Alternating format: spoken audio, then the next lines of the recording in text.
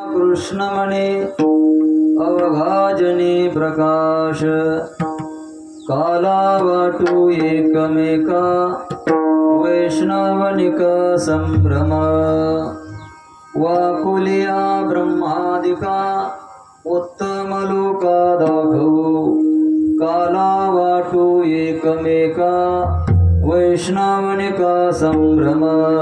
थोडा आवाज वाढवा.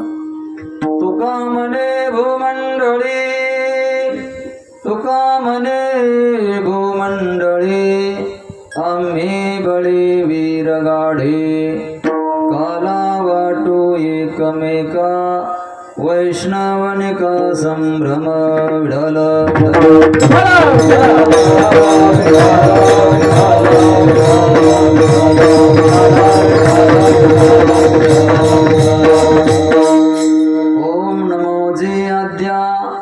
वेद प्रतिपाद्या जय जय सुसंवेद्या आत्मरूपा आता हृदय हे आपुले चोपाळुनिया भले वरे बैसवो पाऊले श्री गुरूंची ते नमस्कारोणी आता प्रथम नमान करू गणनाथा उमा शंकराची आसुता चरणावरी ठेवणी माथा साष्टांगी आता दंडवत दुसरी वंदू सारजा जे चतुराननाची आत्मजा वाक्सिद्धी पावी जे सहजा तिच्या चरण ओजा दंडवत.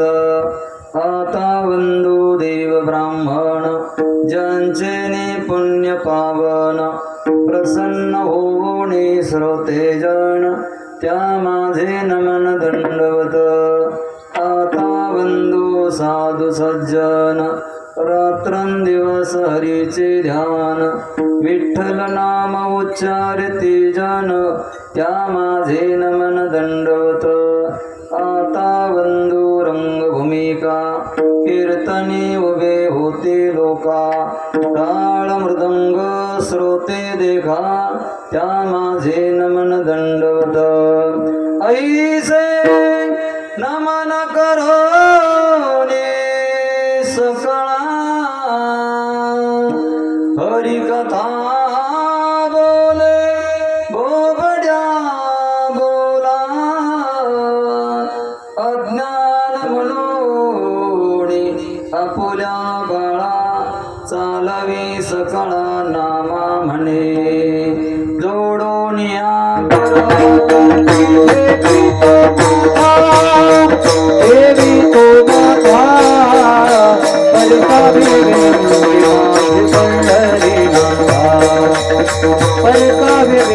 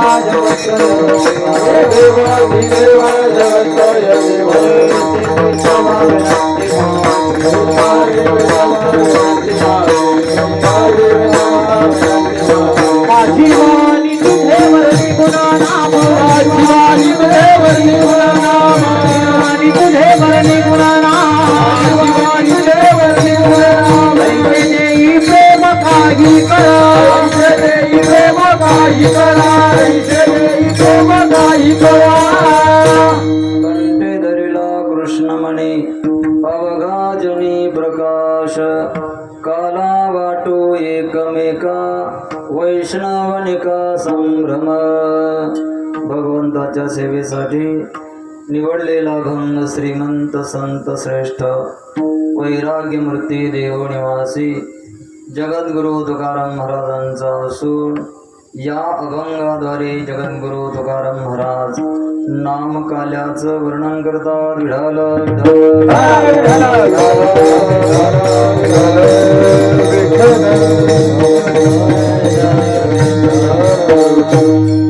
हे सेवाचं निमित्त आहे. बऱ्हाणपूर या गावामध्ये आणि या ठिकाणी वैष्णव सेवा आश्रमाला अधिष्ठान असावं म्हणून पांडुरंगाचं इथं आगमन झालं. गेली आज 9 वर्ष होत आहेत. त्या पांडुरंगाच्या दिनानिमित्ताने हा 5 दिवसीय अखंड हरिनाम सप्ताह आपल्या गावकरी मंडळीच्या सहकार्याने भाविक मंडळीच्या मदतीने वारकरी टाळकरी माळकरी गायनाचार्य मृदंगाचार्यांच्या सहयोगाने आदरणीय श्री हरिभक्तीपरायण सोमेश्वर महाराज गवळी आणि आदरणीय श्री हरिभक्तीपरायण वाणी महाराज या उभयता बांधवाने हा कार्यक्रम सुरू केला. या कार्यक्रमाला संपूर्ण भाविक मंडळीचा सहयोग आहे, मदत आहे. आणि वातावरण थोडंसं पावसाचं असल्यामुळं कार्यक्रमाची थोडी वेळेनुसार बदल करण्यात आलेली आहे. मागे जो काही 2, 3, 4, 5 कीर्तनं झाले त्याच्यामध्येही बदल झाला, रात्रीही बदल झाला आणि आताही बदलच आहे. असं नियमाने 3 कार्यक्रम बदलले गेले. कार्यक्रम जरी बदलले असले, देह बदलला पण नामस्मरण बदलत नाही. विठ्ठल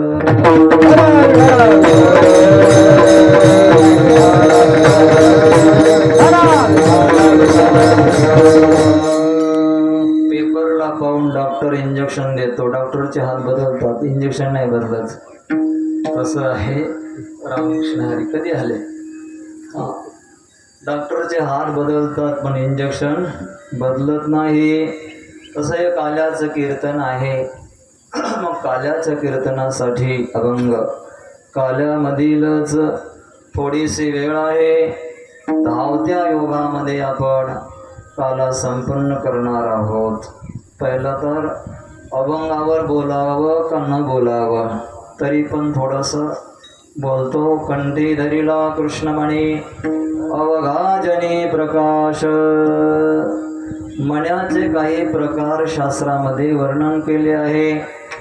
अनेक प्रकारच्या मण्यामध्ये पुन्हा 12 प्रकारच्या मण्याचं वर्णन आहे. सोमकांत मणी आहे, चंद्रकांत मणी आहे, कौस्तुभ मणी, शमंत मणी, दैवमणी, नागमणी, स्फटिक मणी आदी आदी. मण्याचा अर्थ काय आहे? मण्याचा अर्थ आहे प्रमुख, श्रेष्ठ, उंच, सार.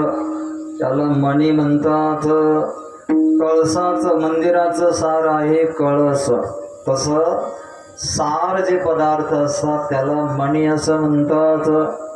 आपल्या जीवनामध्ये सार काय आहे? जीवन चालवण्यासाठी 6 गोष्टी आहेत. 3 विठ्ठल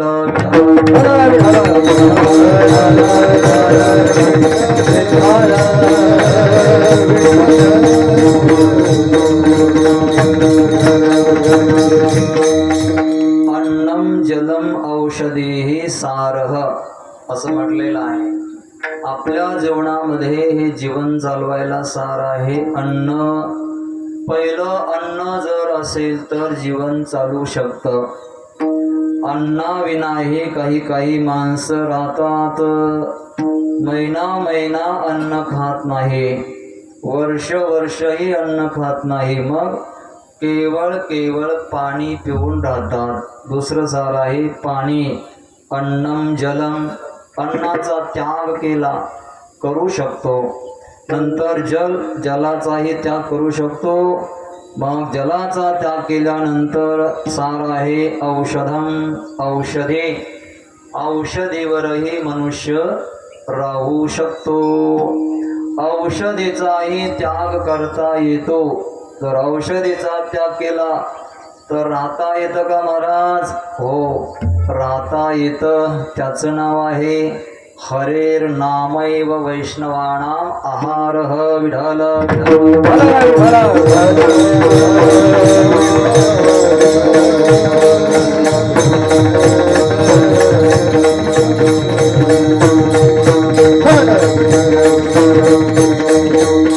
हरीच्या नामाने मनुष्य जिवंत राहू शकतो, हजारो वर्ष राहू शकतो.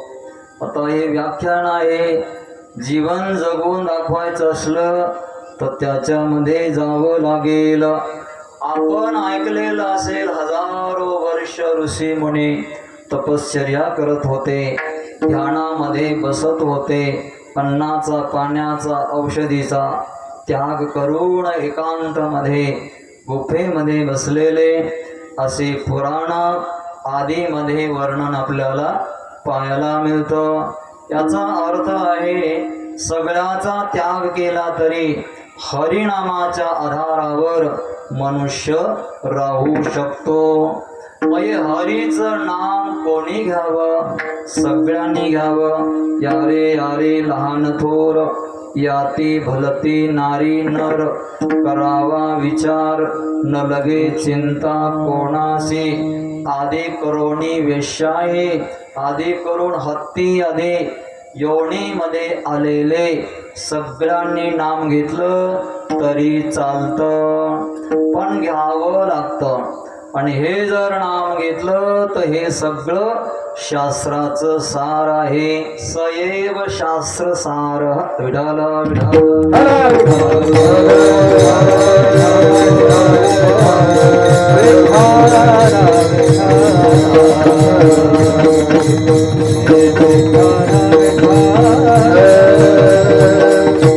काही माणसांनी, काही महापुरुषांनी जन्मजन्मांतरीच्या साधनामुळे, तपश्चर्यामुळे हरीचं नाम त्यांच्या जिभेवर आवाज. सहज सहज हरीचं नाम आलं. माझ्या वडिलाची मिरासिगा देवा, तुझी चरण सेवा पांडुरंगा. जन्म जन्म मुनी जतन कराये, अंतराम कही आवत नाही. याचा अर्थ असा आहे, जन्माजन्मांतरामध्ये साधना केली तर यदा कदाचित हरीचं नाम आपल्या मुखामध्ये सहज येऊ शकतं. हा श्रेष्ठ प्रकार आहे. दुसरा प्रकार आहे, काही काहींना संतांच्या संगतीमध्ये आल्यावर रामनाम घेण्याचा लाभ मिळतो. तेथे रामनाम, तेथे रामनाम होईल तेथे रामनाम,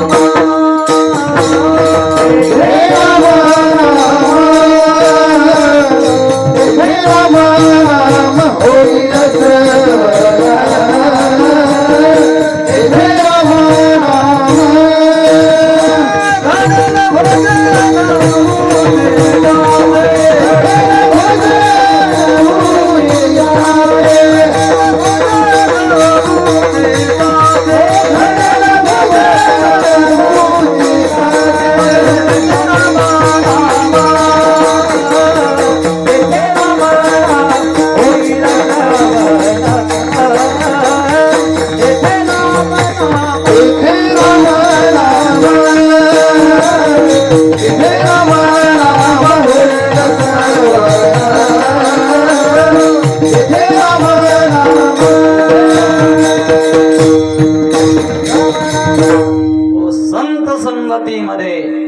आल्यानंतर सहज रामनाम त्याच्या मुखामध्ये येऊ शकतं. एवढ्या मंडपामध्ये बसल्यावर रामनाम सहज माणूस घेऊ शकतो. पण इथून उठल्यानंतर हे बाकीच्या ठिकाणी गेल्यावरही आपल्या जीवनाचा निश्चय करून राम नाम घ्यायचं आहे. त्यालाच काला म्हणतात कंठी धरिला कृष्ण माने, धरिला कृष्ण माने, धरला कृष्ण माने, कटी धरला कृष्ण माने, कंठी धरिला कृष्ण माने, कटी धरला कृष्ण माने, कटी धरला कृष्ण माने.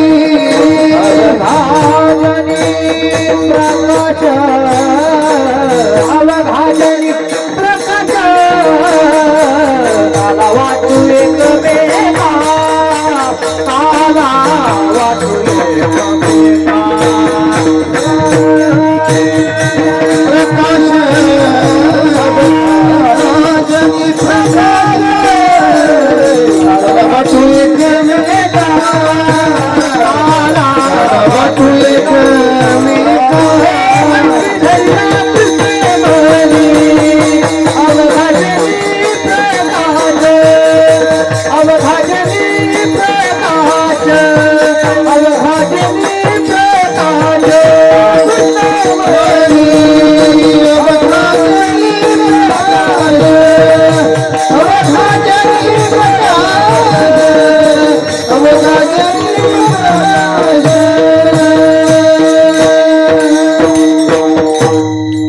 हरीला धरावं लागतं.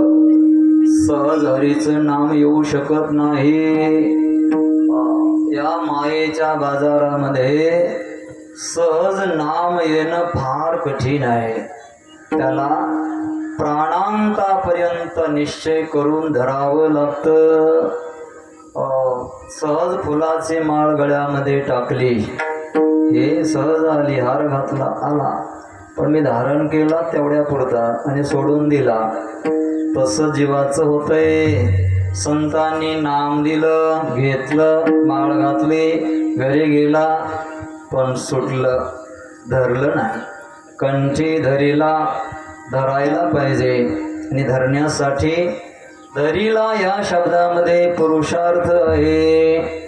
धर्म अर्थ काम मोक्ष 4 पुरुषार्थ आहे. क्रिया करावी लागेल, पुरुषार्थ तुम्हाला करावा लागेल. देरे हरी पलंगावरी असं होऊ शकत नाही. तुम्हाला 24 तास देवाने दिले आहे. तुम्हाला म्हणण्यापेक्षा आपल्याला देवानं 24 तास दिले आहे. तसं पाहायला गेलं तर आपल्याला देवानं 100 वर्ष आयुष्य दिलं आहे. शतगणिले, बरोबर ना? शतगणिले आहे. जीवेत शरदः शतम, 100 वर्षाचं आयुष्य आपल्याला दिलं आहे. व या 100 वर्षाच्या आयुष्याची विल्हेवाट कशी लावायची त्याचं स्वातंत्र्य सुद्धा देवानं आपल्याला दिलं आहे. यामध्ये 3 काम आपल्याला प्रामुख्याने करायचे आहेत. पहिलं काम आहे आरोग्य, दुसरं आहे खाणं म्हणजे पोट, पोटासाठी काहीतरी करायचं आहे, आणि तिसरं आहे आपण गेल्यानंतर काय, पुढची अवस्था कशी आहे यासाठी. हे 3 कामं करण्यासाठी 100 वर्ष, ऐका, 3 कामासाठी 100 वर्ष दिले. 100 वर्ष जर चांगले आपल्याला जगायचं असेल तर 1 वर्ष चांगलं जगलं पाहिजे. 1 वर्ष जर चांगलं घालवायचं असेल तर आपल्याला 6 महिने चांगलं जगलं पाहिजे. 6 महिने जर चांगलं जगायचं असेल तर आपल्याला 3 महिने चांगलं जगलं पाहिजे. 3 महिने चांगले जावे असं वाटत असेल तर 1 महिना चांगला जावा. 15 दिवस चांगले जावे. 8 दिवस चांगले जावे असं वाटत असेल तर 1 रात्र आणि दिवस आपल्याला चांगलं जगावं लागेल. आणि 1 रात्र आणि दिवसामध्ये 24 तास असतात. 24 तासामध्ये तीन काम करायचे. शुकदेव भगवंताने परीक्षितीला सांगितलं, हे परीक्षित राजा, तुझ्या जीवनामध्ये 7 दिवस शिल्लक आहे. फार मोठा काल आहे. विडाल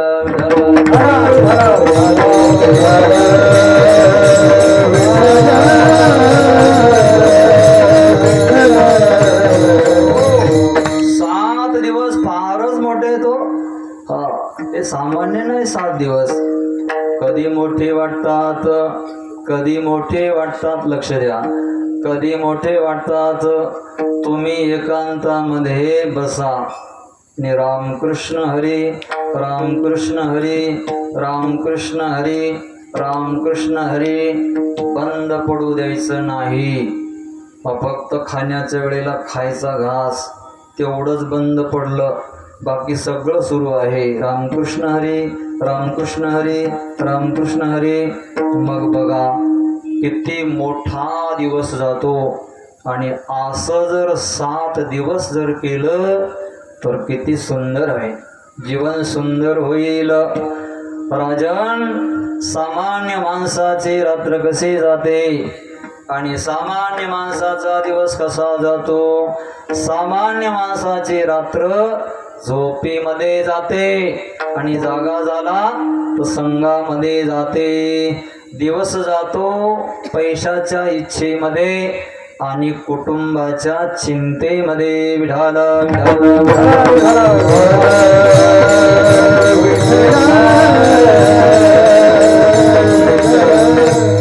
निद्रया रिहते नक्तम दिवाचारते हया. दिवा म्हणजे दिवस, अर्थ इहया. आणि कुटुंब भरणे नवा, कुटुंबाच्या चिंतनाने गेलं.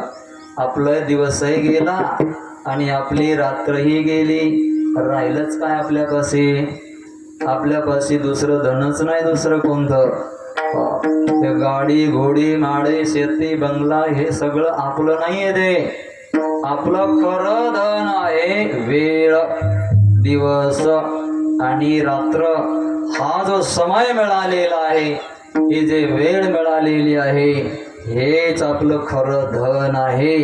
खरा माल हा आपला आहे. मग दिवस असा गेला, रात्र गेली, 7 दिवस गेले, सगळं आयुष्य जाणार. मग यासाठी जागं व्हावं लागेल आणि हरीचं नाम धरावं लागेल. कंठी धरिला कृष्ण म्हणे. ज्या ज्या महापुरुषांनी या नामाला धरलेलं आहे, ऐका. तुम्ही म्हणाल बाकी जे आम्ही परमार्थाच्या क्रिया करतो ना, या परमार्थाच्या क्रिया या थोड्या खाली आहेत, ह्या सामान्य आहेत. नाम सगळ्यात श्रेष्ठ आहे. ज्ञानेश्वरी वाचणं चांगलं आहे, रामायण वाचणं चांगलं आहे, शास्त्रांतर पाहणं चांगलं आहे, वाईट नाहीये. पण त्याच्यामध्ये सुद्धा साधकाला सांगितलं, हे साधका, हे शास्त्रांतर जे आहे ना, यामध्ये जो तो भटकलेला आहे ना, शास्त्रजालम शब्दजालम महाअरण्यम आहे, याला तो समजून घे आणि पुढं तम ओंकारम उपासेत, ओंकाराची उपासना कर. नाम घे. ओम हे ब्रह्माचं पहिलं नाम आहे. कोणत्या तरी नामावर आपल्याला आरूढ व्हावं लागेल. नानो ध्यायेत बहु शब्दान वाचो विज्ञापनं हि तत् तमेव धीरो विज्ञाय प्रज्ञां कुर्वीत ब्राह्मणः. संस्कृत कळणार नाही म्हणून तुम्हाला सोप्या भाषेत सांगतो. शास्त्रांतराच्या मागे लागण्यापेक्षा, व्रत वैकल्याच्या मागे लागण्यापेक्षा नामाचं व्रत करा. 2 तास 3 तास 4 तास 5 तास थोडं वाढवत नाम जायचं. याला म्हणतात कंठी धरिला कृष्णमणी. धरावा लागेल त्याला. अवघा जनी प्रकाश, अवघा जनामध्ये मग प्रकाश होईल. याचा अर्थ असा आहे सगळ्यामध्ये देवाचं दर्शन होईल. सिय राममय सब जग जाने कर हो प्रणाम जोरी जोग पाने. सिय राममय सब जग जाने कर हो प्रणाम जोरी जग पाणे. सगळ्यामध्ये राम दिसायला लागतो. काही बरेच आपण ऐकलेलं आहे, श्रवण केलेलं आहे. अनेक ठिकाणी ऐकून आपल्या काय म्हणतात त्याला वळणी पडलेलं आहे. श्रीराममय राम सगळ्यामध्ये बसलेला आहे असं दिसायला सुरुवात होतं. नाथबाबांना दिसलं का नाही? गाढवामध्ये रामेश्वराचं दर्शन झालं. जे जे देखी जे भूत ते ते मानिजे भगवंत. हा भक्ती योग निश्चित जान माझा. सगळ्यामध्ये देवाचं दर्शन होणं यालाच काला असं म्हणतात. कला वाटू एकमेका आला वाटू एकमेका आला वाटू एकमेका आला वाटू एकमेका आला वाटू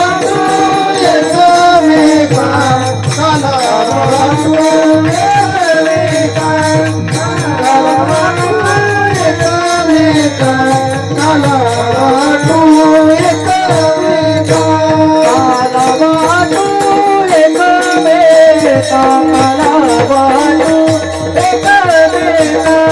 आला वाटू एकमेका आला वाटू एकमेका आला वाटू एकमेका आला वाटू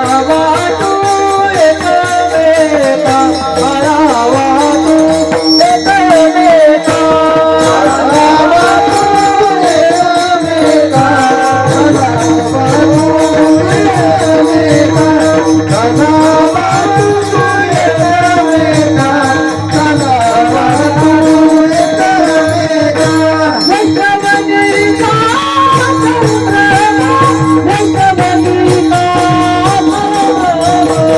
आला वाटू एकमेका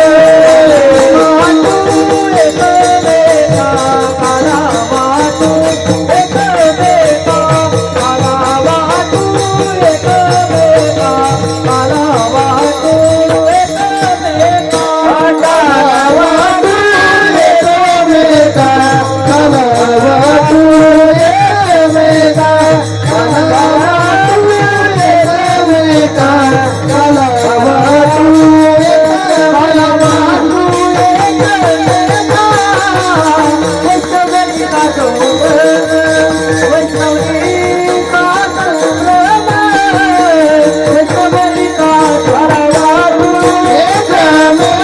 वाटू एकमेका. वैष्णवनिका वैष्णवनिका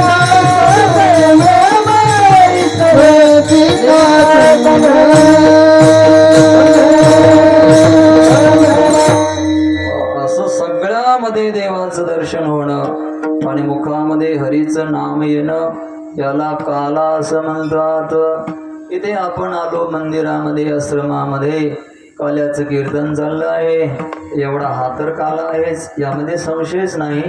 हा काला आहेच, पण काल्याचा खरा अर्थ आहे कल संमेलने गतौच. या धातूपासून काला शब्द बनतो. पण हा धातू काय आहे? धातू म्हणजे लोखंड आहे का? धातू म्हणजे सोनं आहे का?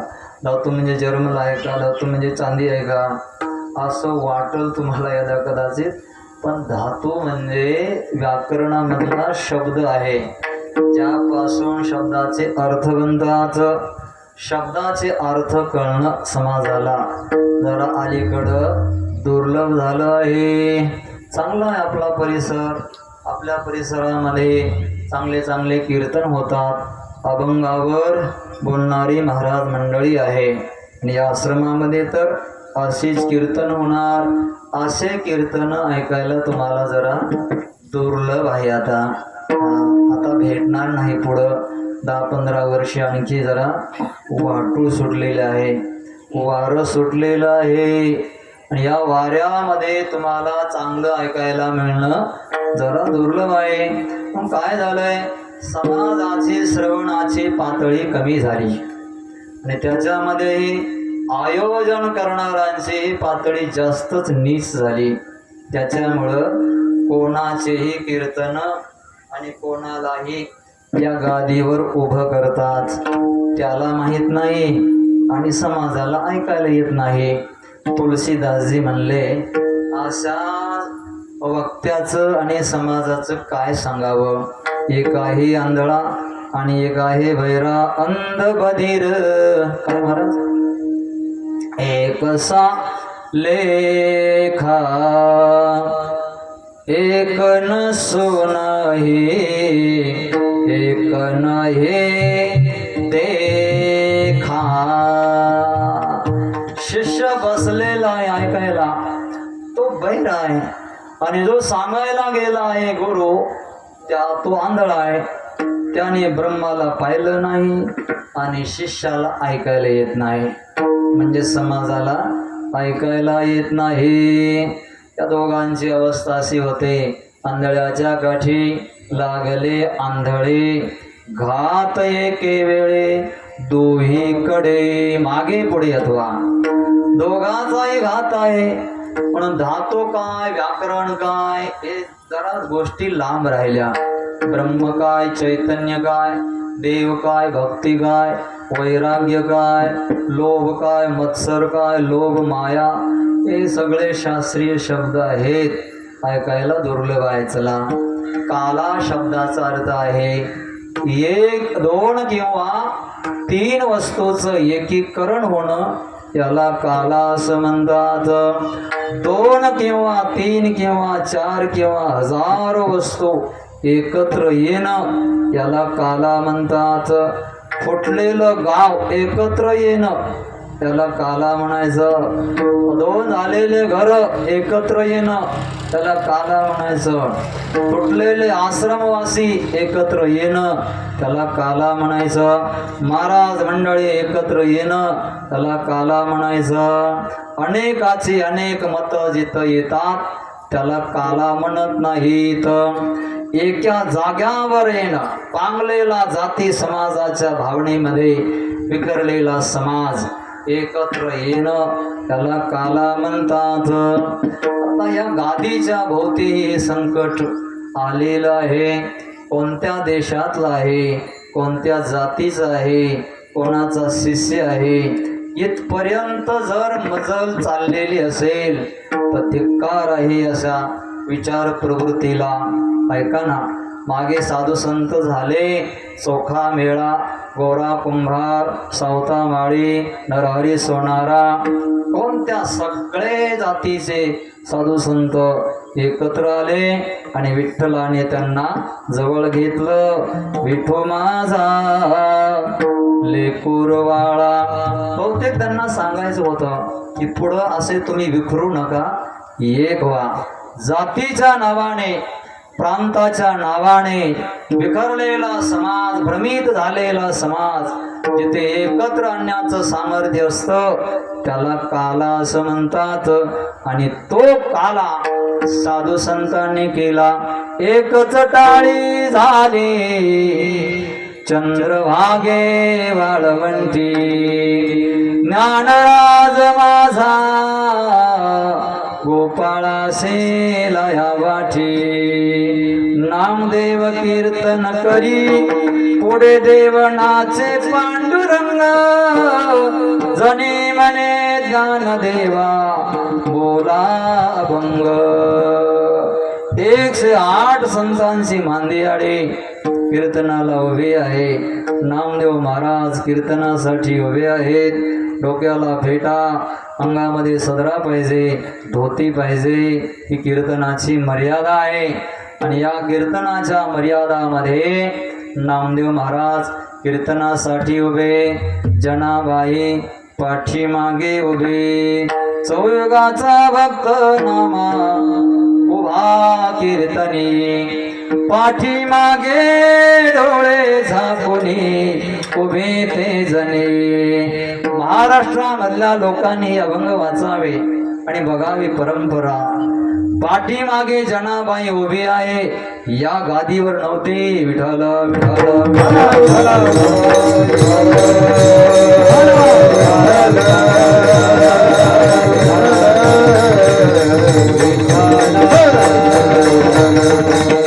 संत सम्राट ज्ञानेश्वर माऊली टाळ घेऊन उभे आहेत. कबीरदासजी आहेत, निवृत्ती दादा बसलेले आहेत, मुक्ताबाई बसलेला आहे, सोपान काका बसलेले आहेत. 108 संत होते, हिऱ्यासारखे संत, चमकणारे संत. आणि कीर्तन नामदेव महाराजांचं होतं. अभंग झाला. माऊलीकडे पाहून जनाबाई म्हणल्या, माऊली म्हणा पहिली चाल. ज्याला सूर असतो ना त्यांनी पहिली चाल म्हणावी, गाता येईल त्याने शिकावे. येर हरी हरी म्हणावे. आणि मग म्हणले ना चाल माऊलीने. माऊलीचा पंचम सूर होता, पंचम कोकिळे सारखा सूर होता. स्वराचे अनेक प्रकार आहेत. सप्त स्वराहा असं वर्णन केलेलं आहे. माऊलीचा पंचम स्वर. अभंग बोलता कीर्तने रंग चढला, प्रेमाचे निछंदे विठो नाचू लागला. प्रेम चढलं, रंग चढला. नाचता नाचता देवाचा गळला पितांबर, सावध होई देवा ऐसे बोले कबीर. साधू या संतांनी देवाला धरिला मनगठी, काय झाले मनोनिया दचकले जगजेठी. ऐसा कीर्तन महिमा सर्व माझी वरिष्ठ, मूळ जड भाविका सोपी केली पाय वाट. नामयाची जणी लागे संतांच्या पायी, अखंड कीर्तन प्रेम रस देई गे विठाई. काय मोठे मोठे शब्द यामध्ये. अखंड कीर्तन. कीर्तन झाला, पण केवळ कीर्तन का नाही. अखंड कीर्तन प्रेम, कीर्तन प्रेम, पुन्हा रस देगे विठाई. देव नाचू लागले, पितांबर सरकला. कबीरदासजी आले, ओ देवा, ओ जगा बघा जरा, तुमचा पितांबर सरकलेला आहे. साव झाला देव, पितांबर गुंडाळला. म्हणून तेव्हापासून कंबर बांधायचं आहे. तुम्ही कीर्तन ऐकता का शेतात बसलाच? कंबर बांधायचं असतं. कीर्तनकाराने फेटा घालायचा असतो. का बरं? पाहून या ग्रंथ करावे कीर्तन, तेव्हा आले फळ जाण त्याचे. कंबर बांधायची का? कास घालून बळकट ना, झालो काळे काळावरी नीट, केली पाय वाट भव सिंधू तरावया. यासाठी हे कीर्तन आहे. असं जिथं असतं माऊली तिथे काला वाटू लागले. ज्ञानराज माझा जनाबाईने शब्द लिहिला. माझा ज्ञानराज गोपाळासी लाया वाटे. संत हे माझे वाटले पाहिजे है ना. नाथ बाबांना हे माऊली माझा आहे. कैवल्याचा पुतळा प्रगटला पुतळा, चैतन्याचा जिव्हा ज्ञानोबा माझा. चैतन्याचा जिव्हा ज्ञानोबा माझा. कैवल्याचा पुतळा प्रगटला पुतळा, कैवल्याचा पुतळा प्रगटला पुतळा.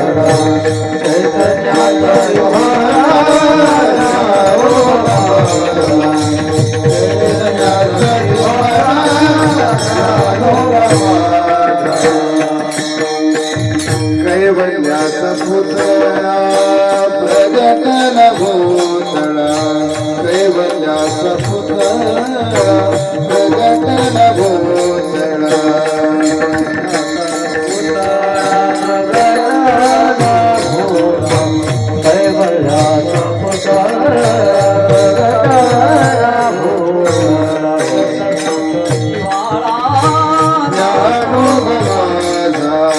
चैतन्याचा जिव्हाळा ज्ञानोब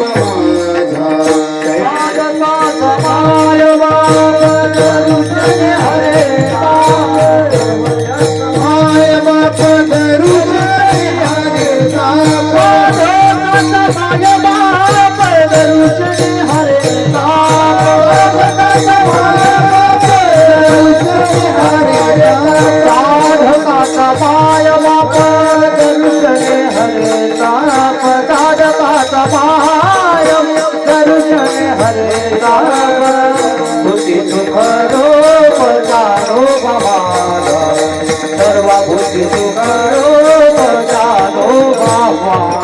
साधकाचा माय बाप दर्शन हरे साधकाचा माय बाप दर्शन हरे सर्वभूती सुखारो जानो बाबाला सर्वभूती सुखारो जानो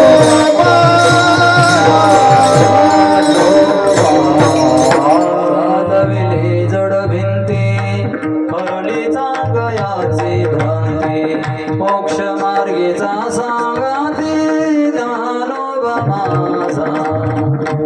सगळ्या अभंगामध्ये माझा शब्द आहे. माऊलीने त्यावेळेला काला वाटला.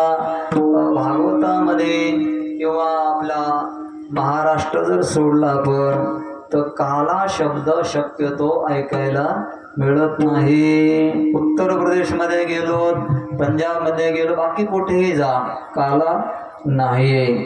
वारकरी संप्रदायामध्येच काला आहे. मी शोधायचा प्रयत्न केला भागवतामध्ये काला कुठे शब्द आहे का, मला तर नाही सापडला. प्रसाद फक्त आहे, प्रसाद शब्द आहे, काला शब्द नाही. मग त्या प्रसादालाच काला असं म्हणतात. हा काला पहिला वळवंटामध्ये नामदेव महाराज आणि 108 संतांच्या उपस्थितीमध्ये काला संपन्न झाला. तोच काला वारकरी संप्रदायामध्ये तिथून पुढे आला. मग तो काला गोकुळाच्या लीला, भगवान श्रीकृष्णाच्या मथुरामधल्या लीला, द्वारकेमधल्या लीला, या 3 प्रकारच्या ठिकाणी लीला केलेल्या भगवान कृष्णाने त्या या दिवशी वर्णन करायच्या नाही. फक्त गोकुळामधल्या लीला वर्णन करायच्या, गोकुळामधलं चरित्र वर्णन करायचं. भगवान श्रीकृष्णाला येऊन आणि जाऊन 5127 वर्ष झाले. विठ्ठल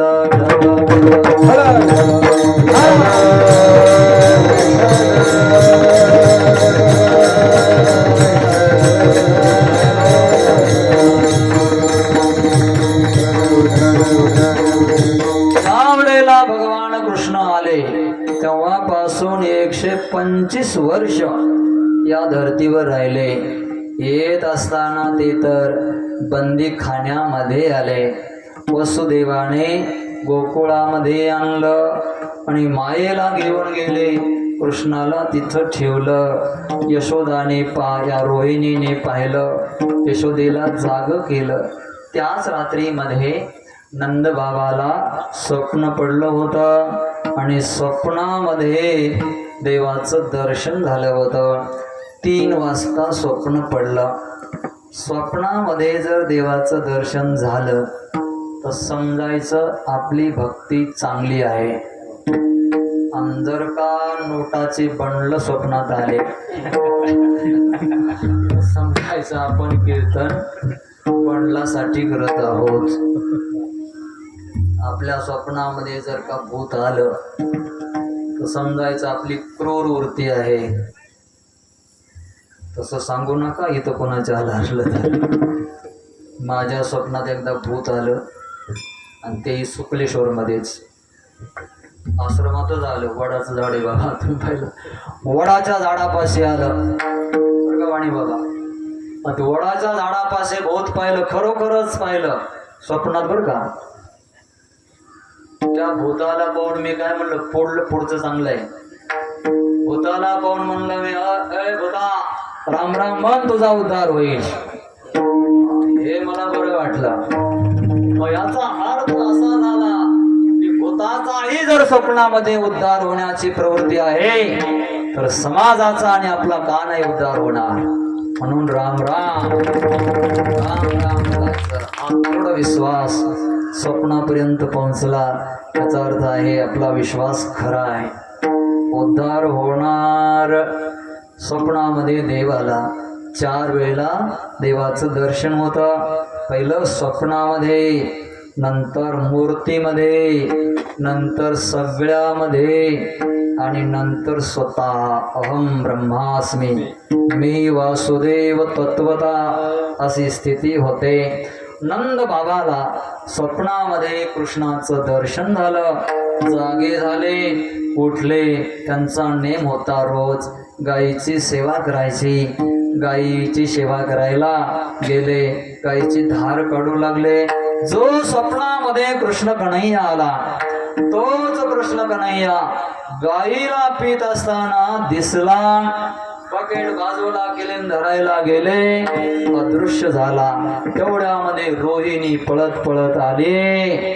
ओ बाबा नंद महाराज की जय हो. यशोदा मैयाने पुत्र रत्न को जन्म दिया है. ऐकल्या बरोबर हार काढला गळ्यातला आणि रोहिणीला दिला. पाहता पाहता बातमी पसरली गोकुळामध्ये. घरोघरामध्ये बातमी पसरल्या बरोबर गवळणी पळाल्या. काही शृंगार करू लागल्या. शृंगाराचं एक शास्त्र आहे.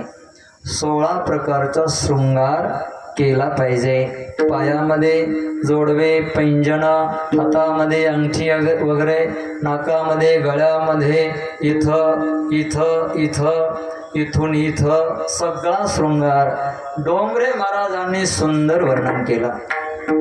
शृंगार का करायचा? नटायचं कशासाठी? नटायचं यासाठी देवाला आपण प्रिय वाटावं, देवाला आपण चांगलं वाटावं, यासाठी नटायचं आहे. गवळणी शृंगार करू लागल्या, गजरे लावलेले आहे आणि कृष्णाचा समाचार ऐकल्यावर पळाल्या. जसं पळाल्या डोक्यावरचे फुलं खाली पडले. डोंगरे महाराज लिहितात, तुम्ही डोंगरे महाराजांचं भागवत बघा.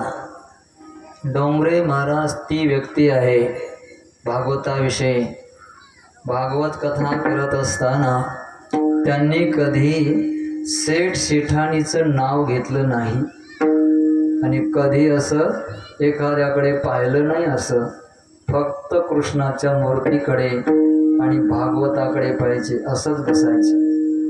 आणि सुरू त्यांचं 4-4 तास, सकाळी 4 तास, संध्याकाळी 4 तास कथा. गेल्या होनिया ईश्वर विभूती, राहिल्या त्या कीर्ती जगा माझे. आणि जाताना त्यांनी सांगितलं, माझी पुण्यतिथी कुणी करायची नाही. काय विचार करा, माझी पुण्यतिथी कुणी करायची नाही, माझं मंदिर कोणी बांधायचं नाही आणि माझ्या नावाने फंड गोळा करायचा नाही. फक्त त्यांनी सुरुवात केली. आवाज नका तसं नाही करायचं.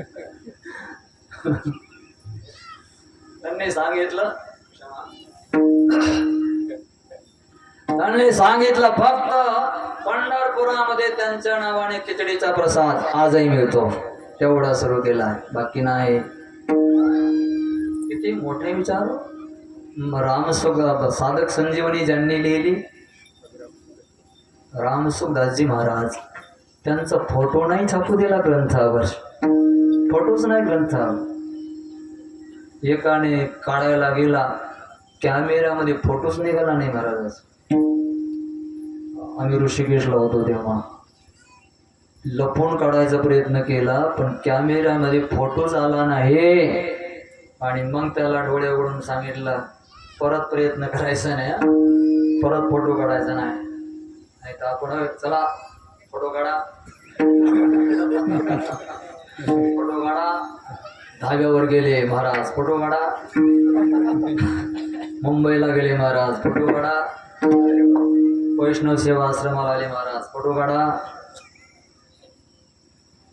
किती आपण खाली आहोत, आपल्या वृत्ती किती निम्न आहेत, किती छोट्या आहेत, फारच बारीक आहेत. आपण मुंगीच्या पायापेक्षाही बारीक आहेत. आपले विचाराची भूमिका फारच कमी आहे. कुठे ते साधक मंडळी, ती कुठं ते साधू संत, फोटो काढू द्यायचा नाही, नाव टाकू द्यायचं नाही. ते डोंगरे महाराज, त्यांची पहिल्याच वर्षी या साधकाला कथा ऐकायला मिळाली. शुकतानला परत सुखदेवाने जिथं परीक्षेला भागवत सांगितलं, ज्या वडाच्या झाडाखाली बसून सांगितलं, तिथेच ती भागवत कथा होती डोंगरे महाराजांची. आम्ही दर्शनाला गेलो, आमच्याकडं महात्म्याने पाहिलं पण नाही. देवाकडे पाहायचे आणि आम्हाला बसवून बोलायचे. ते कोणाकडंच पाहत नव्हते. डोळे चालण्यासाठी, जागा पाहण्यासाठी उपयोग केला आणि मूर्तीला पाहण्यासाठी उपयोग केला. असे डोंगरे महाराज सांगतात. गोपींच्या केसाला गजरे होते, पळाल्या गोपी. फुलांनी विचार केला की आम्ही गोपींच्या डोक्यावर आहोत, एवढं गोपींचं प्रेम आहे, आम्ही यांच्या डोक्यावर राहण्याचं लायक नाही, त्यांच्यात चरण धुलीवर पडण्याच्या लायक आहे. खाली पडले फुलं, पलाळ्या गवळणी सगळ्या नंद बाबाच्या इथं आल्या. बाबाला गवळणींनी गोपाळांनी आंघोळ घातली, सुगंधित अत्तर लावलं, द्रव्य लावले, पितांबर नेसवला, पित झगोल्या पहनाई, पुन्हा डोक्यावर केसरी पगडी घातली. बाबा तुम्हाला आज मुलगा झालाय. चंदन लावलं, डोळ्याला काजळ लावलं. बाबांच्या आज तुम्ही नवीन नवरदेवासारखं दिसताय बाबा. आज तुम्हाला मुलगा झाला, तुमची इच्छा काय आहे ऐका. बाबांनी काय इच्छा केली? बाबा म्हणले, माझे जेवढे धान्याचे भंडार आहे, जेवढे सोन्याचे चांदीचे हिऱ्याचे भंडार आहे, सगळ्याचे दरवाजे मोकळे करा, मला दान द्यायचं आहे. सगळे दरवाजे मोकळे केले. मुलगा जर झाला, मुलगी जर झाली तर आपण दान द्यायचं आहे. 2 ठिकाणी विशेष दान द्यायचं. ग्रस्ती आश्रमामध्ये दान द्यायचं. जास्त बाकीचं नाही सांगणार. आश्रमामध्ये दान द्यायचं. प्रसंग असेल लग्नाचा तिथे दान द्यायचं. आणि प्रसंग असेल विठाला बाळ जन्माला आलेला असेल त्यावेळेला एक दान द्यायचं. पण असं दान द्यायचं, दारूच्या बाटल्या दान द्यायच्या नाही. नाहीतर आपण लग्नामध्ये दारूच्या बाटल्या देतो मित्रांना, हे चुकीचं आहे. ते दिलेल्या बाटल्याचं पाप नवरदेवाच्या नवरीच्या माथ्यावर बसतं आणि संसाराचा नाश होतो. दान द्यायला सुरुवात केली, सगळे खजाने उघडले, दान दिलेलं आहे. एक ब्राह्मण घेऊन चाललेला सोनं, जाता जाता दुसरा भेटला, त्याच्या डोक्यावर होतं हिरे माणिक मोते. काय चाललंय रे? अरे माणिक मोते हिरे आहेत, तुझ्या डोक्यावर आणि सोनं आहे. कुठं आहे माणिक मोती? अरे उत्तर दिशेच्या दरवाजाला. दिलं टाकून सोनं पळाला. हिरे माणिक मोती चांदी सगळं जिकडे तिकडे या गोकुळामध्ये पसरलेलं आहे. लक्ष्मी तिथे आले, दान दिलं. थोडा वेळ निघत चालला. बालकृष्ण कन्हैया मोठा होत चालला. गवळणीचं प्रेम होतं, गोपाळांचं प्रेम होतं आणि वृद्ध माणसांचं प्रेम होतं. गोकुळामधलं जे प्रेम आहे ते समर्थ प्रेम आहे. समर्थ प्रेम त्याला म्हणतात. ऐका, समर्थ प्रेम त्याला म्हणतात ज्या प्रेमामध्ये केवळ केवळ इष्टदेवाच्याच सुखाची कल्पना केली जाते त्याला समर्थ प्रेम. तुम्ही सुखी असावे, आम्ही सुखाचा विचार नाही. समन्वय प्रेम आहे आणि सामान्य प्रेम आहे. गोकुळामधलं समर्थ प्रेम आहे, मथुरामधलं सामान्य प्रेम आहे आणि द्वारकामधलं समन्वय प्रेम आहे. मथुरामधलं सामान्य प्रेम तिथे केवळ आपल्याच सुखाचा विचार आहे, समोरच्याच्या सुखाचा विचार नाही. द्वारकामधलं प्रेम आहे देवही सुखी राहावा आणि आपणही सुखी राहावं, त्याला समन्वय प्रेम. असं आमचं पण तसंच आहे. तुम्ही पण सुखी राहा, आम्ही पण सुखी राहू. मथुरामधलं कसं आहे, आम्ही सुखी राहावं, तुम्ही कसंही राहा. हे मथुरावासी लोक आहे. आणि समन्वय प्रेम द्वारकेमधले आणि समर्थ प्रेम कृष्ण कन्हैया सुखी राहावा. विठाल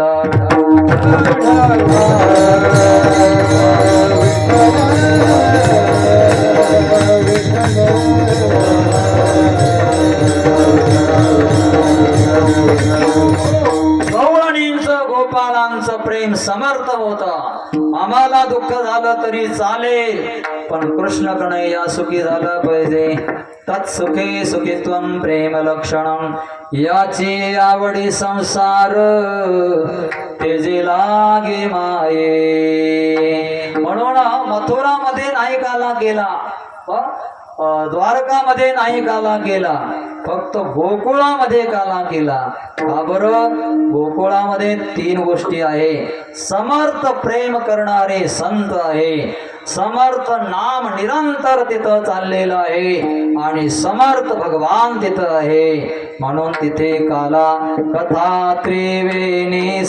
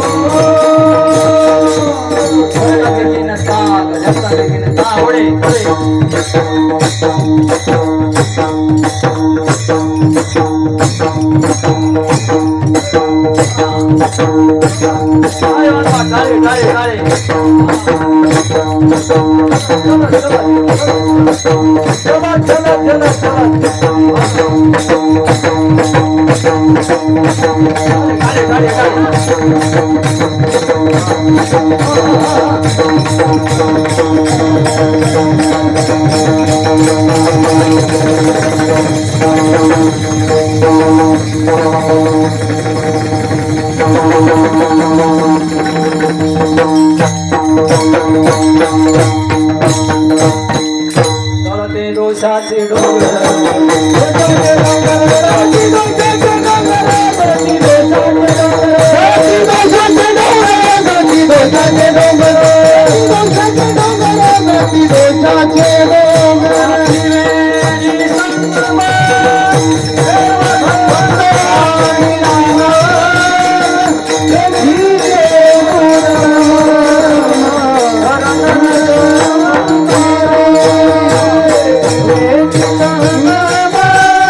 देव भक्त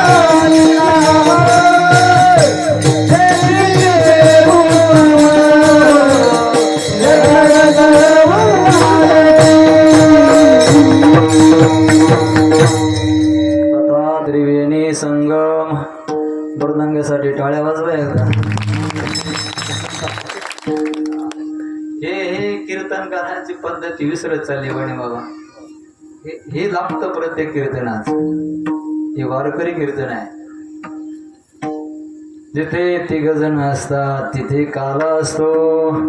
मग तुम्ही इथून उठून जरी गेलात घरी जरी तिघ जण असले काला आहे. म्हणजे नाम घ्या अखंड. जिथे नाम असतं तिथे देव असतो. आणि जिथे देव नाम घेणारा जो असतो तो संत असतो. हे तिघ जिथं असतात तिथे काला असतो. कथा त्रिवेणी संगम देव भक्त आणि नाम तेथेचे उत्तम चरण रज वंदिता. तिथे मग सगळे तीर्थ राहतात.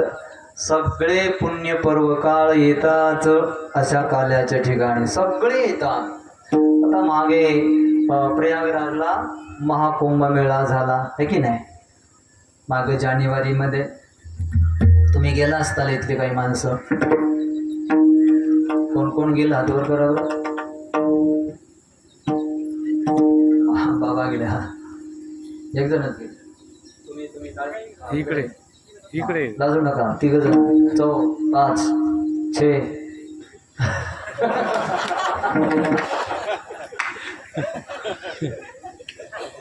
आणि बाबा ते गवळे बाबा गेले नाही. हात कसं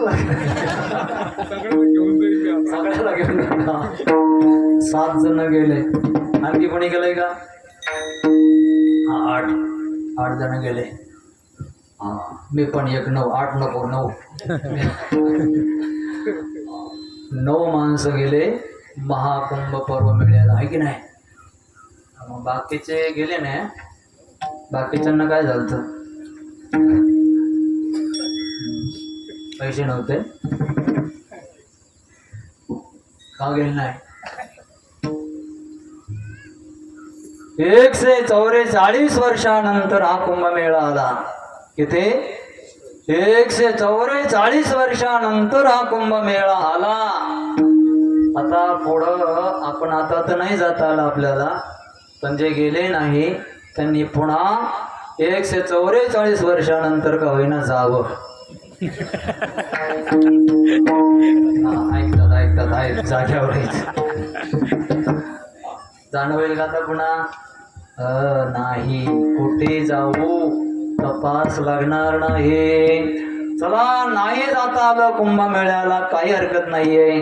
पण हा जो 5 दिवसीय इथं महाकुंभ पर्व आहे. या महाकुंभ पर्वाच्या पेक्षा हजारो पटीने ज्याला श्रेष्ठता शास्त्राने वेदाने आणि संतांनी दिली आहे तो आहे कुंभमेळा.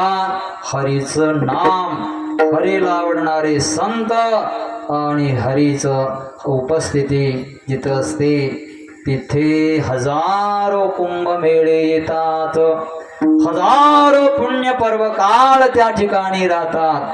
हजारो दान करणारे पुण्य तिथे राहतात. असं ठिकाण आहे. हरी कथा हरी कीर्तन हरी नाम पुण्य पर्व काळ कीर्ते सकाळ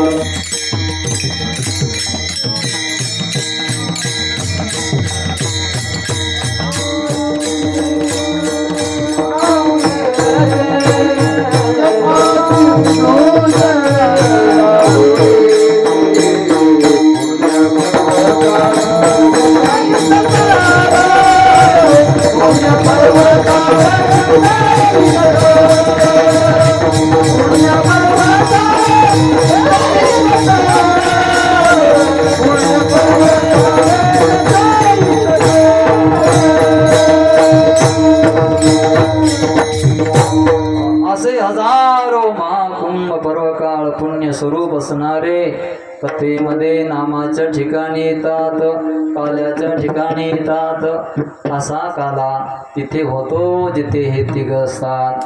गोकुळामध्ये तिघ होते. गोकुळामध्ये समर्थ प्रेम करणारे गोपाळ होते, गवळणी होत्या. गवळणींचं अनेक प्रकारापेक्षा अनेक पद्धतीने प्रेम होतं. अनन्य प्रेम होतं, रसिक प्रेम होतं आणि निरंतर असं प्रेम होतं. व्यंगात्मक प्रेम होतं. अनन्य प्रेम त्याला म्हणतात. गवळणीला कृष्णाविना दुसरं काही दिसतच नव्हतं. केवळ केवळ कृष्णच दिसायचा.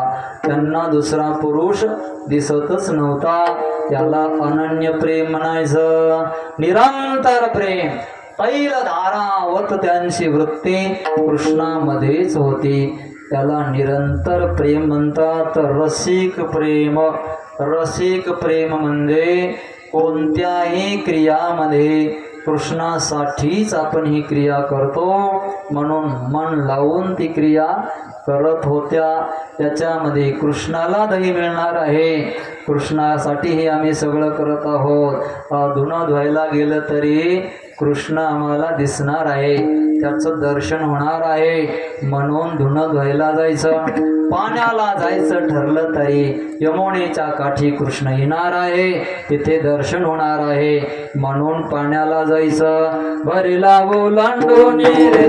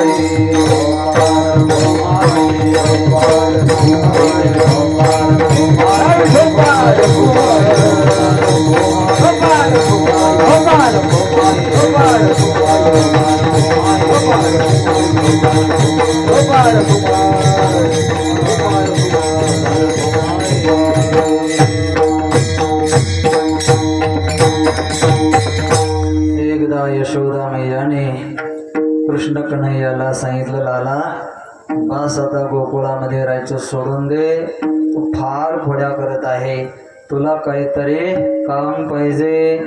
पहिल्या काळामध्ये काम होतं, पहिलं काम गायी राखायचं पहिलं काम. या पहिल्या कामामध्ये बराच काही अर्थ लपलेला आहे. गायीचा अर्थ आहे इंद्रिय, गो नाम इंद्रिय इति. म्हणजे धर्म क्षेत्रामध्ये यायचं असलं तरी गायी पहिल्या राखायच्या, म्हणजे इंद्रिय पहिले सांभाळायचे. कोणतंही काम करायचं असलं पहिलं काम इंद्रिय सांभाळणं आहे. तुका म्हणे करोनी दावी त्याचे पाय माझे जिवे. शांडिल्य ऋषींना बोलावलं.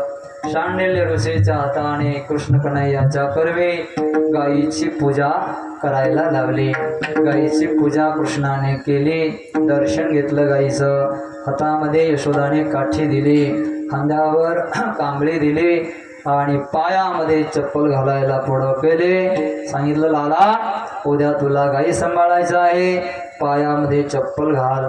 कृष्ण म्हणलं, आई बरेच माझे अवतार झाले, हा जो अवतार आहे माझा हा सेवक म्हणून अवतार आहे. मला सेवा करायची गायींची.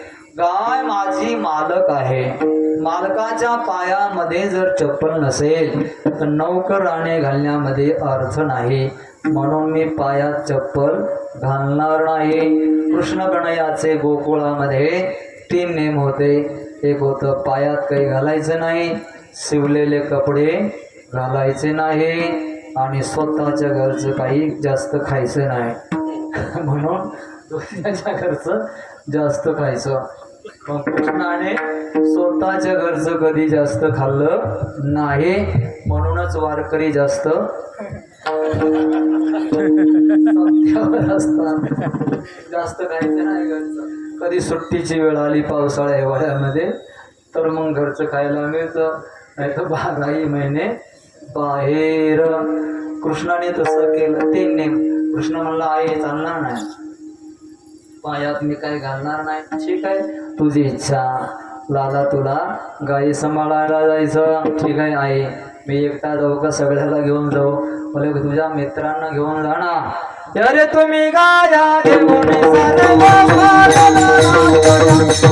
अरे तुम्ही गाया घेऊन सर्व मारला. अरे तुम्ही गाया घेऊन सर्व मारला. अरे तुम्ही गाया घेऊन सर्व मारला.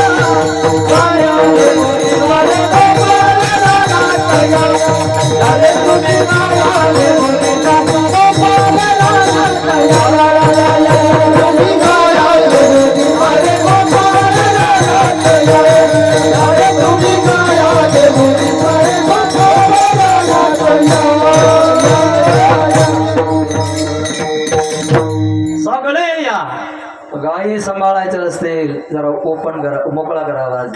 गायी सांभाळायचं असतील तर एक तर शास्त्राच्या संगतीमध्ये इंद्रिय सांभाळायचं असतील तर शास्त्राच्या संगतीमध्ये, दुसरं संतांच्या संगतीमध्ये आणि तिसरं आहे देवाच्या संगतीमध्ये, देवाच्या नामाच्या संगतीमध्ये.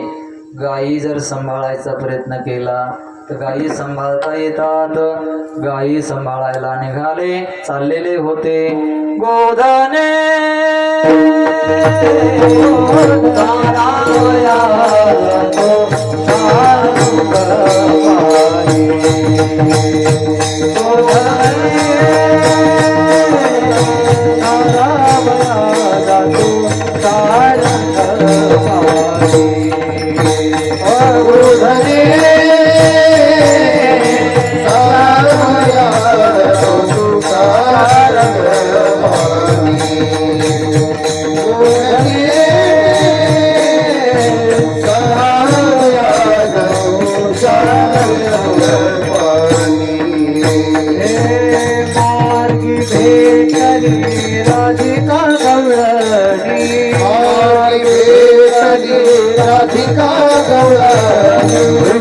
दान मागे तिरे आसगोनी, दान मागे तिरे आसगोनी, यशोदा जननी भगवती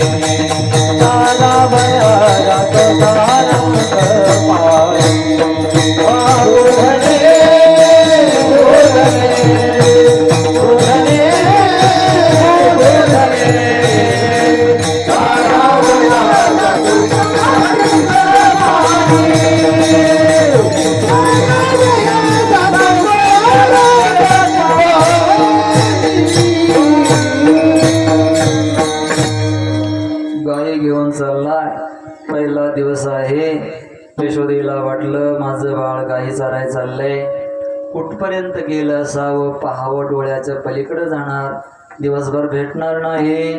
माडीवर गेले आणि पाहू लागले.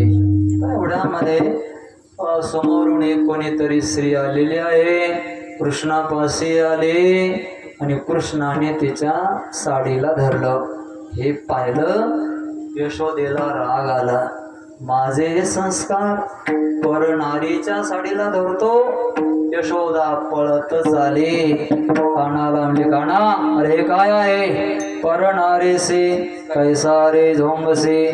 माझ्या संस्काराला लाज वाटेल असं कृत्य करायचं नाही, कशाला दुसऱ्याच्या साडीला हात लावतो रे? कृष्ण म्हणला, आहे मी नाही, माझा चेंडू हिने घेतलेला आहे. नेमकी ती होती राधा. राधा म्हणली, चेंडू चेंडू तर कधी घेतला नाही, कुठे चेंडू? आणि खरा तर चेंडू घेतलाच नव्हता, चेंडूच नव्हता तिथं. नाही नाही आहे ना, माझा चेंडू घेतलाय बघ. अरे नाही, मी नाही घेतला चेंडू. यशोदा म्हणते, नाही. काना कसा म्हणतोय घेतला? हा घेतलाय आई बघ, तिच्या निरीमध्ये तिनं ठेवलाय. निरी म्हणजे इथं गुंडाळलेलं लुगडं, आणि त्याच्यामध्ये ठेवलाय तिने, निरीमध्ये ठेवलाय. तिला हात लाव, जरा झटका दे. यशोदाने निरी पकडली, झटका दिला. निरी असडेता चेंडू पडे धरणीसे. राधेला आश्चर्य वाटलं. यशोदा म्हणली, अगं गावामध्ये तुमच्या भेन ह्याला गाई सांभाळायला पाठवलं, इथं पण तुम्ही आल्या, तुमच्या अंगामध्ये चालेत, चल हो पळ. लावले वापस. कृष्ण कन्हैया हसू लागला. गायी पुढे घेऊन गेले. वनामध्ये गायी चारायला सोडल्या. खेळ मांडीला यमुनेचे तिरे. यमुनेच्या काठावर खेळ सुरू झाला. विट्टी, दांडू, चेंडू, लगोरी, नाना परे. खेळामध्ये गोपाळ रंगले. जे जे गोपाळ खेळामध्ये रंगले, ऐका, त्यांच्या गायी विषयरूपी वनामध्ये दूर दूर गेल्या.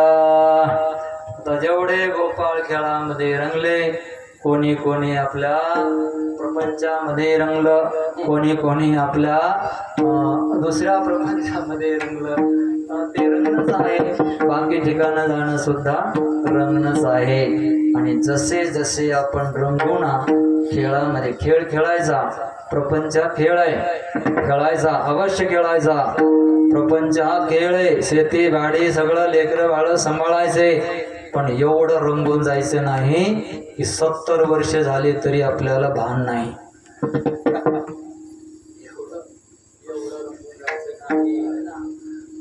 जे जे गोपाळ रंगले त्यांच्या गायी गेल्या.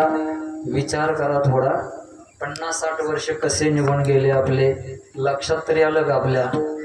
जर हिशोब केला, तुम्ही डायरी घेतली की आपण 50 वर्षात काय काय केलं, चांगलं काय केलं. शेती बाडी नोकरी हे नाही, हे काही नाही, हे तर सगळं शीन आहे सगळा. तुका म्हणे देवावीन केला सीन तो मिथ्या. देवावीन केलेला सगळा शीन आहे, मिथ्या आहे, ते भुसकट आहे. त्याची गिनती इथं केली जात नाही. जे चांगलं केलंय त्याचा जर आपण हिशोब लावला, परोपकार केलाय, हिशोब लावला तरच जमणार आहे. काय काय केलंय लक्षात येईल का? थोडंसं कमी येईल, कमीच केलेलं असं येईल. 60 वर्षामध्ये घडलं तर महिनाभराचे जेवढे तास आहे तेवढ्यामध्येच आपण थोडं बहुत सत्कर्म केलं असेल. इंद्रियामध्ये, आपल्या प्रपंचामध्ये आपण रंगलो की आपले इंद्रिय रूपी गायी विषय रूपी शेतामध्ये जातात, दूर दूर निघून जातात. भजन आपलं निघून कधी गेलं समजतच नाही. यशोदा लालाला आंघोळ घातली, शृंगार केला, अंगणामध्ये सोडला आणि थोडस काम करण्यामध्ये रंगले. काम करण्यामध्ये रंगल्यावर कृष्णाने विचार केला, रे हिच्यासाठी मी झालो. पहिल्या अवतारामध्ये हिला वचन दिलं होतं, मी येणार तुझ्या घरी, नारायणाच्या रूपामध्ये आलो होतो, दर्शन दिलं होतं, हिने वचन दिलं आणि ठरलं आम्हा दोघांचं मी आलो आता. आणि मी आलो आणि हे लक्ष देत नाही. आता अतिथी जर एकदा एखादा घरी आपल्या आला पाहुणा आणि त्याच्याकडे जर आपण लक्ष दिलं नाही तर तो राहील का आपल्या घरी? उद्या जायचं म्हणतं आजच निघून जाईल ना. साधारण अतिथी जर राहू शकत नाही तर देव कसा राहील? त्याच्याकडे लक्ष नाही दिलं. देवाने विचार केला चला इथं काही काम नाही आपलं. हळूहळू रांगत रांगत रांगत दुसरीकडे निघून गेला. यशोदेचं काम झालं आणि मग आठवलं आपलं हे तसंच आहे. सगळं काम आटपलं मग आता देवाची आठवण आली. यशोदेचं काम आटपलं आणि म्हणले लाला कुठे? इथेच त्याला सोडला होता. बाहेर आले नाही दिसला. बाहेर गेले, शेजारणीकडे गेले. माझा कृष्ण देखीला थोडा आणखी वाढवा. माझा कृष्ण देखीला असं असं कोणीतरी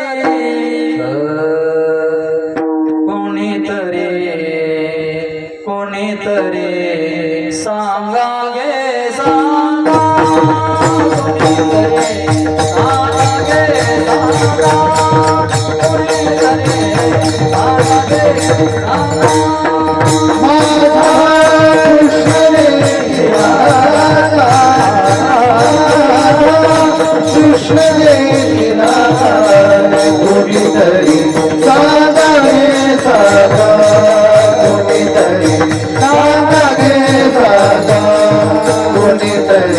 सांगा गे सांगा.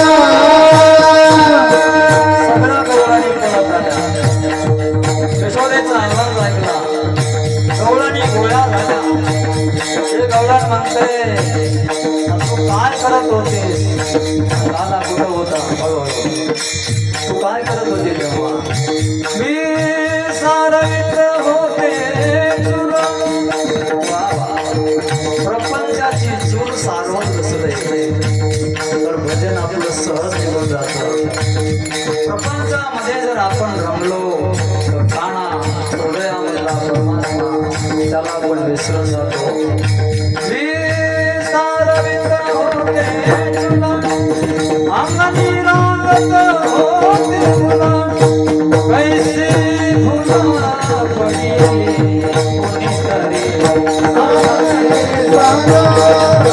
कोणीतरी सांगा गे सांगा. कोणीतरी सांगा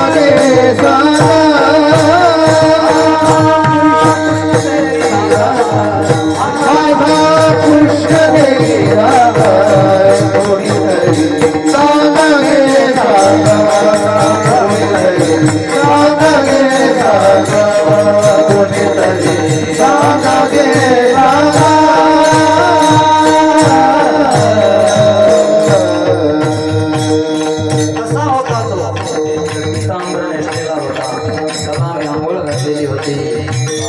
माथा सोभे पिंपळ पाण, मेघवर्ण पैसा दान, राधा म्हणती श्री भगवान. सांगा गे सांगा. कोणीतरी सांगा गे सांगा.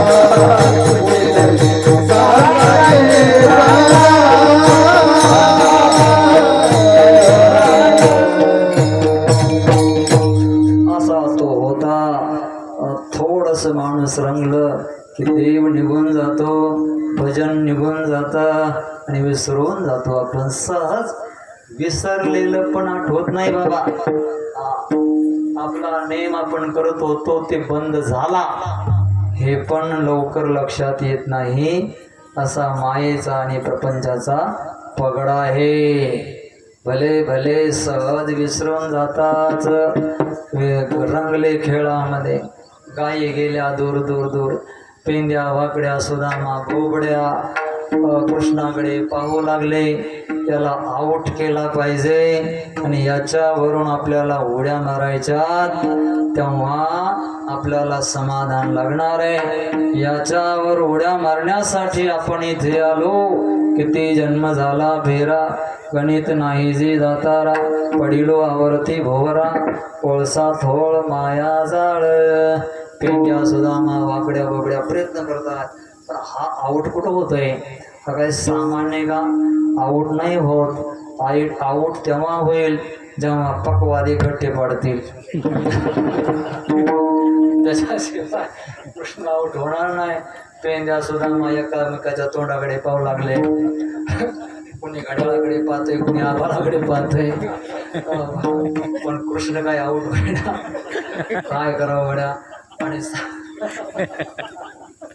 आणि सांगता तर येत नाही, कारण मर्यादा आहे. त्याला कसं म्हणावं की तू आऊट हो? कृष्णाने ओळखलं, सगळ्याच्या मनामध्ये आहे. आता मग या सगळ्यांच्या मनात आलंय. सगळ्याच बहुमत असेल तर कृष्णाने तरी कशाला लावून धरायची उगाच? कांदे भार पोटी खूप, काय खेळायाचे सुख. कृष्ण आऊट झाला आणि धक्का मारला. पेंद्या सुदामा वाकड्या बगड्याने टाळ्या वाजवल्या. कृष्ण म्हणला, बास बास, 12 वाजले आहे, आता जेवणाची वेळ झाली, आता काही खेळायचं नाही. पेंद्या सुदामा बगड्या म्हणले, असं करायचं नाही, खाली वाक, तुझ्यावरून उड्या मारायचं आम्हाला. कृष्ण खाली वाकला, गोपाळांची इच्छा पूर्ण केली आणि मग त्याच्या हातामध्ये काठी दिली. कृष्ण म्हणलाय, काठी द्यायची, कुठं काही दिसाना काय व्हायना आणि कुठं पळत जायचं. त्यापेक्षा असं करू, आता वेळच झालेली आहे, मी बासुरी वाजवतो, गायी आवाजानं येतील. वाकड्या म्हणला, आमच्यावर वरती आली म्हणजे आम्ही पळत पळत जायचं आणि तुझ्यावर वरती आली म्हणजे तू असं नाटक करायचं जमणार नाही. गाये वळवण्यासाठी किती कष्ट होतात तुला पण कळालं पाहिजे, तुला समजलं पाहिजे. इंद्रिय सांभाळताना किती कष्ट होतात. माऊलीची ज्ञानेश्वरी वाचा म्हणजे लक्षात येईल. गाईला प्यायला सोडलेलं वासरू झरझर झरझर पाणी आला, गाय चाटत होती, शेपूट वर केलेलं वासराने. एवढ्यामध्ये शेतकऱ्याने त्याला वडायचा प्रयत्न केला. किती त्या वासराला त्रास होतो. तसं इंद्रिय विषयाच्या संयोगामध्ये आल्यावर आवरण्यासाठी किती त्रास होतो हे साधकाला माहित आहे. जर या विषयापासून वाचायचं असेल तर एक मात्र मार्ग आणि जबरदस्त साधन आहे, त्याचं नाव आहे राम राम राम. वाणीमध्ये सोडायचं नाही. चल घे काठी घे, तू पायी पायी जा, बासरी वाजवायची नाही. तुका म्हणे तू राख म्हणे रे, मनरूपी गाय तू संभाळ, बाकीच्या मग आम्ही जाणो. मग कृष्णाने गोपाळांची इच्छा पूर्ण केली. गेला कृष्ण कन्हैया, गायी वळवून आणल्या, खडकावर बसवल्या, छोटे छोटे जवळ घेतले, मोठे मोठे लांब बसवले, सगळ्यांच्या शिदोऱ्या घेतल्या आणि प्रसाद वाटायला सुरुवात केली. बिभ्रद वेणुं जठर पटयो शृंगवेत्रेच कक्षे, वामे पाणो मसृण कवलं तत्फलाल्यंगुलीशो, तिष्ठन्मध्ये स्वपरिसृदो हासयन् नर्मभे, स्वये स्वर्गे लोके मिषति बुभुजे यज्ञ केले. गोपाल कृष्ण भगवान की जय. ज्ञानेश्वर भाऊ